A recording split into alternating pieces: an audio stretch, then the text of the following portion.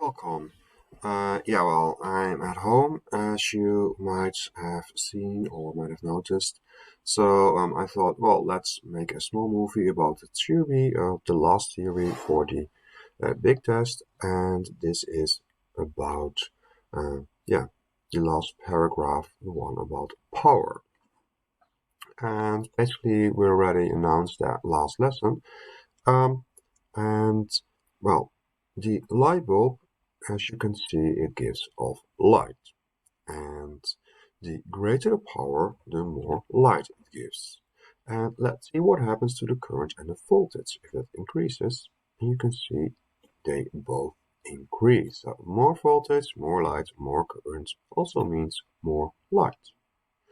So the power is increased if there is more light. Now, what do we see over here? Um, Power is basically energy converted each second. So more power means more energy converted. That basically, if you have your mobile on and you have lots of apps on over there, that it takes lots of power, then your battery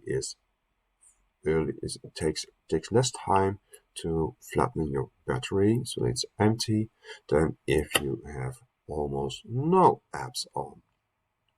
Um, and we can also calculate with power. That's why I wrote down over here, as we did last lesson in the symbols and units, power, voltage, current, and resistance. And please note capital I, non-L. And the formula for power is that the power is the voltage times the current. So you need to multiply both to get the result. And just to give you an example with it, we have a LED lamp and it has a power of 3.5 watts and it's connected to the mains. It doesn't sound much, a power of 3.5 watts. Basically, that's because the old-fashioned light bulbs, the one that really glowed, those had powers, well, 40 was not that much and then went up to 100, 120 watts.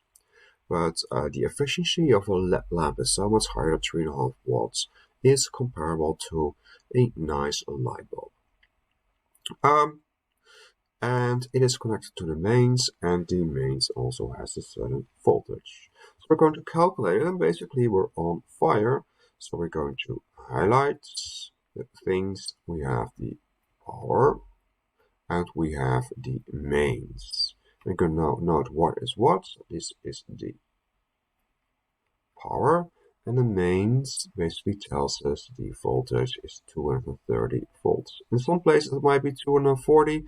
It is slowly increasing, but the books, the physics books, still work with 230 volts.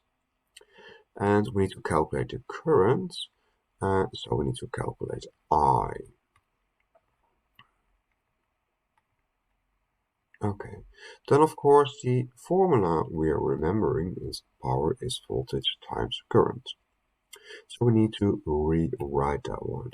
Just to show you how you could do that, if you forgot how, we simply use 6 is 2 times 3, and we want to calculate the 3, so the 3 is 6 over 2, and then the 3 was I, and the 6 was the P, and the 2 was the U. So the current is the power over the voltage, or divided by the voltage for you, Zoe. And that was the formula, and then invullen, so we're going to fill in the numbers, 3.5 divided by 230, and then it's calculate, rekenen. So, almighty calculator, what do you say? My calculator says, besides lots of more numbers, 0.0152 and so on and so on. I'm going to quickly write it down then with a unit. I'm going to round it off. I'm going to round it sensibly and correct. So on 3 decimal places, then I have 2 non-zeros over here. And the unit current is in amps. As you can see, this is a very small number. So sometimes I might ask you to convert to milliamps, or in a question, the current is given in milliamps. So then we need to convert that. How do we convert from milliamps to amps? Basically, it's the same as from millimeter to meter. Well, from millimeter to meter, that is times thousands. We go the other way around. From millimeter to meter is divided by 1000. So that is equal to 15 milliamps. Okay, hey, this is it.